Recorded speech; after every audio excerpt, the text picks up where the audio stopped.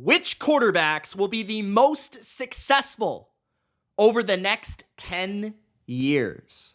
What's going on, football fans? It's Mitch here, back with another NFL rankings video. And in this video, something I have never done, that is drafting the top 10 quarterbacks for the next 10 years. That's right. I'm going to give you a prediction and also an opinion. Which quarterbacks will be the most successful over the next decade? Which quarterbacks, because there's a lot of them that are 26, 27, 28 years old. There's maybe a couple of them that were just drafted that very well could be super successful for the next 10 years. But which quarterbacks will have the most longevity? Which quarterbacks will win the most? Which quarterbacks will be the most consistent? And which quarterback would I want on my team for the next decade? That's what this list is all about. So if you like that, Gronk spike the like button. Don't forget to let me know in the comments your opinion. Let me know where I'm right, where I'm wrong, and let me know your opinion on my top 10. Do you agree with some of my choices? Do you disagree? Did I leave anyone off the list that you would draft as one of your 10 best quarterbacks of the next 10 years? Let's get to it, man. Let's have some fun. So at number 10, I'm diving right into this. Caleb Williams, 22 years old. And I'll have the age of each quarterback on each and every graphic. Caleb Williams was just drafted first overall by the Chicago Bears. The biggest thing I love about Caleb Williams, honestly, is the situation. A situation of a first overall pick is typically dire. Typically, it's terrible up front. No protection, no offensive line. Typically, there's no receiver talent. Typically, the defense isn't that good. There's just not a lot you can trust around the talented player. But for Caleb, he should hit the ground running in the NFL. He should have receivers like Keenan Allen, DJ Moore, and Rome Odunze to throw to. He should have a reliable enough offensive line up front. And he'll certainly have a tough defense. Caleb Williams is going to enter the league and have a chance to make the playoffs if he plays well. And when I look at Caleb, I view a prospect who is unique. In terms of, we have not seen a guy as productive, as big of a star or name that plays this style of ball entering the league. Patrick Mahomes, and that comparison has been thrown around because of the style that Caleb plays.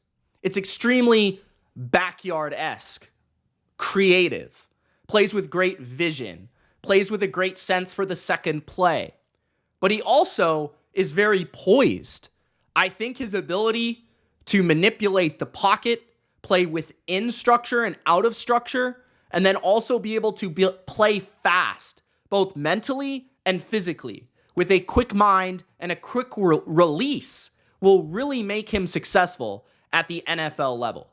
I feel like Caleb might not be the best quarterback in football, might not become a top 5 quarterback in football, although I believe that his potential could allow him to become that. I think that he's going to have to step out of his own way in terms of ego, in terms of almost the cockiness that he brings. But I do believe that if he works at his craft, if he listens to the smart people around him, and if he continues to grow as a player, specifically in maybe taking the easy throws every once in a while, at protecting the ball and not fumbling that thing, I think this rookie could go on to become one of the best quarterbacks of the next decade. He's only 22. He's going to have the rookie contract to strengthen the team around him, and he already has a great start in terms of the market, in terms of the roster. All those things make me believe that Caleb could become one of the best quarterbacks of the next decade. He'll only be 32 by the end of the decade. So, Caleb is at number 10. At number 9, There's going to be people that say, Mitch, you're a homer. Mitch, you're biased. Mitch, why do I even watch your videos? Blah, blah, blah, blah, blah. To those of you, Gronk spike the like button and subscribe. At number 9, Drake May. Yes, sir. I got Drake May at number 9. And I'm just not backing down. I do not care that Caleb Williams has gone to the better situation with the better receivers, arguably the better offensive line, possibly the better coaching. I don't know, right? But I believe in Drake May. I did before he was drafted by the Patriots. I do now after he was drafted by the Patriots. Many look at the Patriots situation and don't even think it's anywhere near above average or better or on the same level as the Bears. So there are simply no excuses for Caleb to not be better than Drake May. But that being said, one of the reasons I listed Drake May as my favorite quarterback in the draft class was the potential longevity and also growth that I believe his game could see. I think that Caleb already physically and mentally, in terms of at least his second sense, and then also mechanically, things of that nature, is maxed out. I look at Drake May and I see a guy that still has so much potential. I see his ceiling being immense. I think that his arm strength is obviously there. His size is obviously there. His athleticism, his ability to scramble, all those baseline physical traits are all there. But what I think will separate Drake May as becoming one of the 10 best of the next 10 years is his mental capacity for wanting to win, his mental capacity to grind. And I have heard all the right things about Drake May when it comes to study habits, when it comes to hard work. And when you have a package like that, where you're physically gifted and you're also all about football all the time, that's when you get a great player. That's when you get potentially the next Josh Allen, right? And I could see Drake May putting it all together within the next 2 years. So I view Drake May as somebody that has even a higher ceiling than Caleb, potentially. Now, he might take a little longer to get pieces around him that can actually help him, and it might take him a little longer in terms of the floor of his game to reach where Caleb is already at. But I believe once we get to year 4, year 5, year 6 of their careers, I very well believe that Drake May will be a top 10 quarterback in the NFL.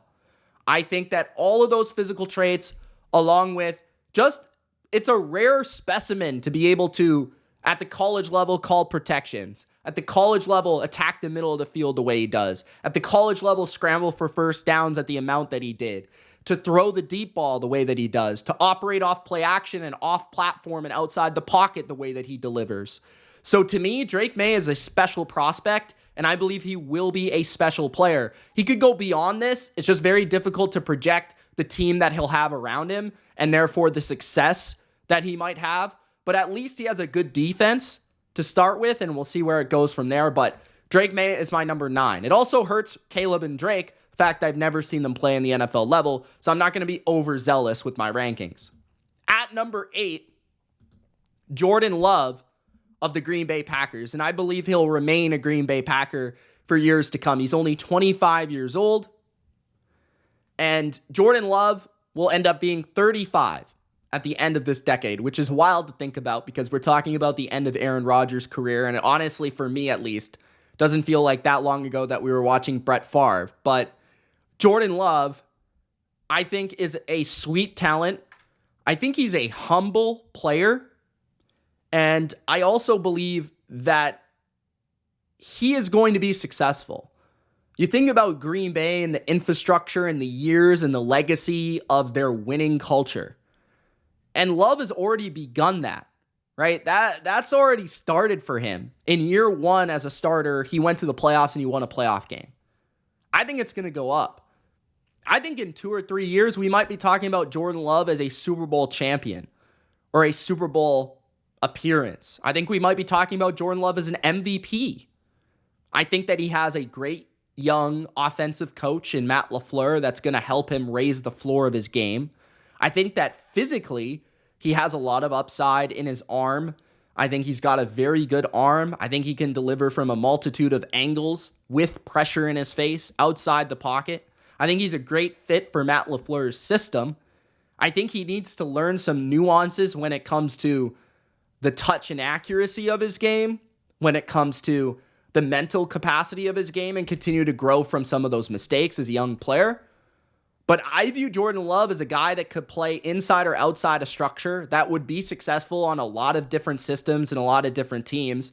And I think he has a young core of players to grow with, which I'm very excited about. So I think the next 5 years for him is going to be a lot of winning, a lot of touchdown passes, probably a couple Pro Bowl appearances. Now we'll see how his game ends up aging and if he can take those next steps. But the exciting thing about Jordan Love is, yeah, he's 25, a little bit older in terms of some others on this list, but I do believe that Jordan Love's game is just getting started. So that's the exciting part to me. Love is my number 8. At number 7, maybe a little bit surprising for some people,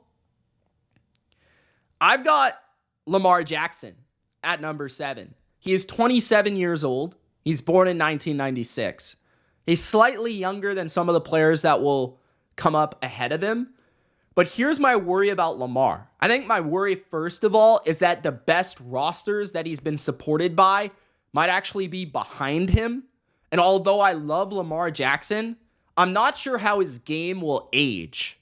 Just because he is more known for his scrambling and his mobility than 99% of this list. And I'm just not sure how that's going to age. So I feel like for Lamar, his best football should be coming now and then also within the next 5 years. I do not see Lamar playing at a high level at 35, 36, 37. So I'm kind of removing the end of the decade from Lamar Jackson. Oftentimes, quarterbacks like Lamar, let's say Russell Wilson, or let's say even more extreme Michael Vick, they kind of go off the cliff around like mid-30s. So, yeah, I like Lamar's game as a passer, and I think he's an underrated distributor of the football. I think he's got a wicked release. I think he's got great arm strength. But I think that his size limitations, as well as potentially, the elusiveness he plays with, the quickness he plays with, the ability to buy time, if those things deteriorate, I just wonder if he'll be able to adapt. I personally don't know if he will be able to adapt the way that some others will. So that's kind of why I have him at 7. He's already a 2-time MVP. He hasn't had that playoff success. He might within the next 5 or 6 years. I wouldn't be shocked by that. I could see him winning a Super Bowl.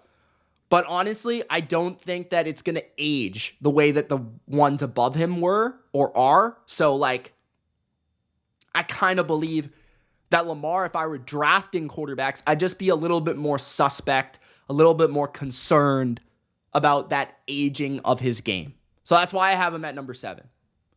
At number 6, Brock Purdy. Now, do I believe Lamar is more talented than Brock Purdy? Yes.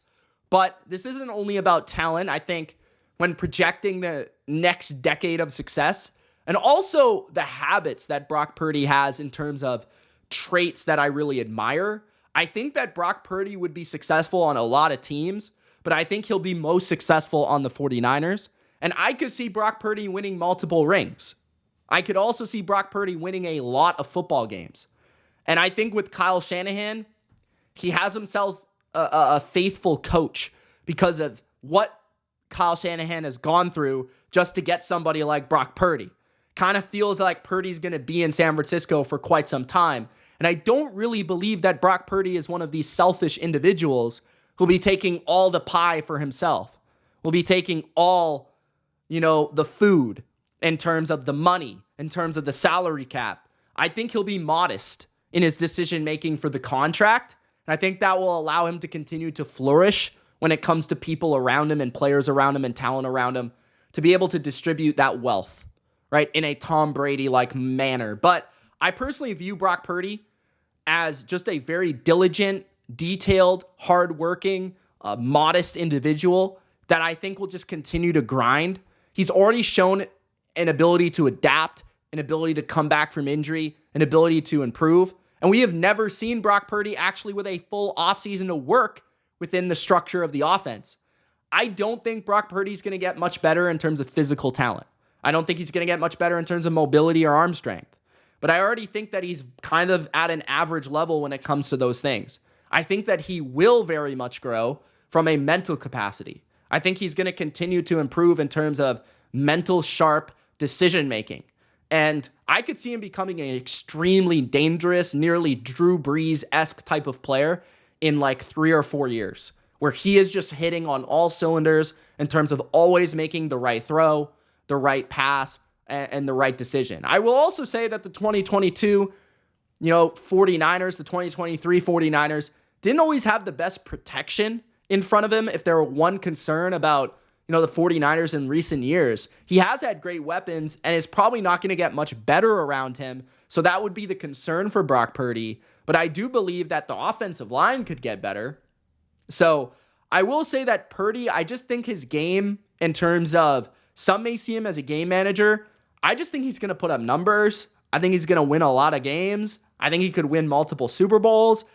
I think even eventually we could get to the spot where Brock Purdy is talked in the MVP conversation. He nearly was last year. So yeah, he might be viewed as that Mr. Irrelevant system guy initially, but we might grow to really love Brock Purdy in a way that some others have in the past. So Brock Purdy is my number 6. I just feel very good about his game aging, and I feel very good about his situation, and I feel very good about the consistency of him winning in the NFL as long as he stays healthy. Entering the top 5, at number 5, I have Justin Herbert. This might be a little surprising because I think I have Justin Herbert higher on this top 10 than I would on a top 10 quarterbacks in the NFL right now. I actually kind of feel like Justin Herbert's game is going to age better than a majority of quarterbacks. And I kind of feel like Justin Herbert's best football is going to happen in his 30s and not his 20s. I actually think that Justin Herbert has been limited. I think Justin Herbert has been held back. I think Justin Herbert will grow. I think that he's already a really good player. He throws the ball with extreme accuracy, great touch, great power. I think he's arguably the most mechanically sound player in football when it comes to throwing from the pocket. I do want to see him mature off the field in terms of leadership skills. I think he could be more vocal. I think he could be more of a personality. I think he could lead more. And I think that will come a little bit more with age and entitlement to a certain degree. He doesn't have enough of it. But I also believe that his situation will grow and get better. I think that having Jim Harbaugh as his coach is going to make the situation and team and football around him a lot better. And I could see Herbert being a 34-year-old, just brilliant player. Like, honestly, I don't see where his game is really going to regress. He's got great arm strength, great size, doesn't get hurt too often. It's got enough mobility, but it's not like if he loses it, it's going to really hurt his game. So I kind of feel like Herbert is going to age gracefully, and I could almost see him winning Super Bowls in his mid-30s as opposed to his later 20s. So that's kind of how I view Justin Herbert, and that's why he's at number 5. At number 4, Joe Burrow. My biggest concern with Joe Burrow is injuries. That is why I might not have him at number 3 or number 2. And that's my biggest concern. He's also a little bit older than a couple other players. He is just a tad older than Justin Herbert, a tad older than Lamar, even Josh Allen, who's still coming up.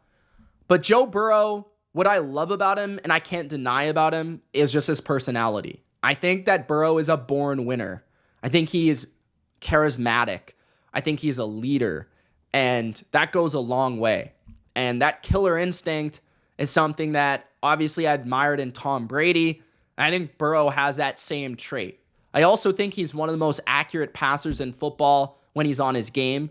And I think that he's arguably the smartest quarterback in football at the line of scrimmage. And I think that will also continue to grow. I also feel like we've viewed Joe Burrow as a guy that's had a lot around him, but also we've seen him with a lack of receivers early in his career. We've seen him with bad offensive lines, even when he had good receivers and was winning a lot of games. He's been able to overcome more than people would like to admit, and his defenses haven't been elite ever. So I almost feel like and view Burrow as a guy that I think he's still got a Super Bowl or two ahead of him. I kind of feel like a lot of statistical production is yet to come, and my only real concern is injuries, because that might just ding him to the point of like his physical traits will just not be good enough for him to be elite anymore. If he continues to take hits to the knees, if he continues to wear down his upper body, maybe he just won't have it anymore, and that's concerning. But I'm still going to put him at number 4. Entering the top 3, at number 3, Josh Allen. Now, I'm not concerned about Josh Allen physically. I think Josh Allen can take a lot of licking. And I think Josh Allen will get back up like Rocky Balboa. But what I'm worried about with Josh Allen is I kind of worry about the physical area of his game deteriorating when he's like 33 and just not being able to take the hits the same way, not being able to rip the ball the same way. He'll still have a strong arm, but like, are we seeing the physical peak of Josh Allen right now, and how much longer is that going to last, and how much longer are the Bills going to ask him to carry the team? That's what I'm worried about. Are the Bills missing the best years of Josh Allen? And will the winning ever come for Josh Allen? Or has that boat sailed? Right? Like, that's what I'm worried about. I do think that his game, I could see another world where Josh Allen is maybe a little bit less physically, but he's like a late career John Elway. He gets a great coach. He gets a great defense and pieces around him, and he does enough to win. And maybe his winning comes when he's not as good of a player. I could see that happen with Josh Allen. He has been compared to John Elway. I could see that same thing kind of happening for him. But I still feel like he's a guy where his arm strength, his mobility, his size should allow him to play until he's 40. But I just don't know if he is mentally sharp enough as a player to be able to play at a high level for that long, because his limitations do lie in his mental clarity as a quarterback. And so I see pros and cons here, but I'm a huge Josh Allen guy. And I think he's going to be dominant for the next 5 years, if not 10. So it really depends on how the Bills support him, because I think they're missing out. I think last year and previous years, if they had a little bit more around him, we could be talking about the Bills being multi-time Super Bowl champs. So it's disappointing, but at number 3, I still got Josh Allen. At number 2, CJ Stroud. CJ Stroud, I don't have the concerns that I have for Allen or Burrow in terms of injuries or physical deterioration. I feel like Stroud doesn't play that type of game, and he doesn't put himself in harm's way the way that those others do. I think his situation is much better than both players, and I think that the contract he's currently on allows him to maximize the early window of his career in even a way that Josh Allen or Joe Burrow did not have in many ways, because, you know, Burrow's initial season or two was kind of scattered with injuries. Again, Josh Allen was just not that good until year 3. So CJ Stroud, great right away, and I think he'll be very consistent. CJ Stroud might never be as good as Josh Allen at his absolute peak, but I do believe that CJ Stroud is going to get to a point where he is regularly in the AFC Championship, at least in the divisional round. I think right now his team is built for success for the next 4 or 5 years, and I think that he is about to win a ton of games, put himself and catapult himself into an elite category of MVP conversation. I think he has very rare accuracy. I think he might be the most accurate player in football alongside Burrow and Herbert. I think that his ability to play inside or outside the structure is incredible. I think his composure, his confidence, his swagger is even more than I would have expected coming out of Ohio State. And I think he has a killer instinct that goes under the radar. I just love the way that he performed in the fourth quarter last year. I think he's got so much swagger. I'm looking forward to see this kid's career. And I think, you have to talk about it, right? Like, he's going to be in his 20s for a majority of this next 10 years. And that does matter, right? A lot of these guys are going to be 34, 35. Stroud's game should gracefully, I could see Stroud playing until he's 40. I really could. And that we're not even talking about that because he's only going to be 32 when the decade is over. So, yeah, CJ Stroud, number 2. And my number 1 quarterback is Patrick Mahomes. Yes, he's 28. He's older than Burrow. He's older than Herbert. He's older than Allen. And I might be wrong about this. I think there is conversation for, other quarterbacks to be number 1 on this list, because I think many people will just ask the question, like, how much more successful can Patrick Mahomes get? But then again, he's only 28, and yeah, he might not win 3 rings for the rest of his career. He might only win 1. He might only win 2. He might win less than that. He might win 0. But I think he's still going to be arguably the best quarterback every year that he plays until he's 37 or 38 years old, which would be the end of this next 10 years. I think that he has enough in terms of, he has grown so much in terms of his mental ability, capacity for the game. I think his ability to read defenses, his ability to read at the line of scrimmage and make the right decision, whether it's been a downfield ball or a check down or just a quick release of the football. He's gotten so good in that area of his game because defenses have tested him so much early in his career that I see his game maybe not being as wowing or highlight reel-ish that it was early in his career, but I see him being able to keep up a pace of extreme success, both on, in team success and then individual success.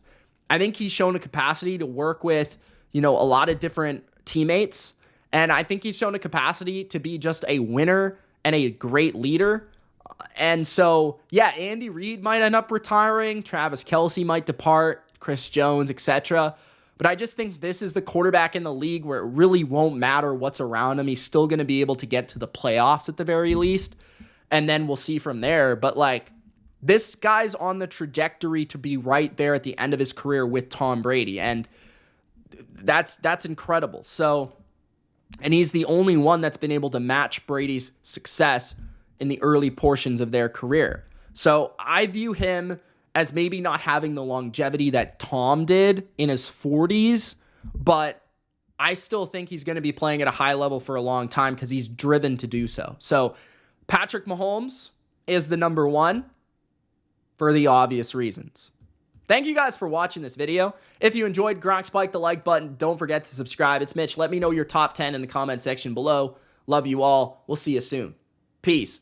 Hey, if you want to see me do more rankings, let me know in the comment section below. See you later.